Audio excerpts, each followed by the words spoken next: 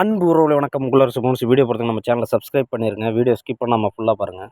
ஒரு தூணு பாருங்கள், எவ்வளவு அழகாக செதுக்கி இருக்கிறார்கள் பாருங்கள். எவ்வளவு அழகு, ஆச்சரியம் பாருங்கள். ஒவ்வொரு வடிவமாக செதுக்கி செதுக்கி நம்ம முன்னோர்கள் எந்த கோயில்னு கடைசியில் சொல்கிறேன்.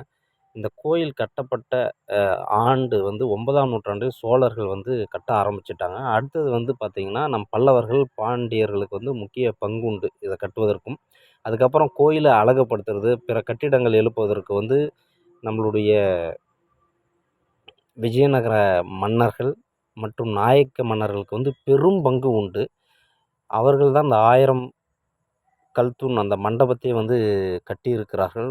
ரொம்ப அதிசயமாக இருக்குது. இவர்களுக்கெல்லாம் நம் முன்னோர்களுக்கு எங்கே கல் கிடைச்சிருக்கும்? எவ்வளவு பொறுமையாக, இவ்வளவு அழகாக கல்லாலே செய்திருக்கிறார்கள் இந்த கோயில். ரொம்ப ஆச்சரியத்தை வந்து கொடுக்கிறது. உடல் வலிமையும் மன ஆரோக்கியத்தோடு கட்டியிருக்கிறார்கள். அந்த இடம் நம் திருவண்ணாமலை. நினைத்தாலே முக்தி தரும் திருவண்ணாமலை. ஓம் நமச்சிவாய வாழ்க. வீடியோ பிடிச்சிருந்தா லைக் பண்ணுங்கள்.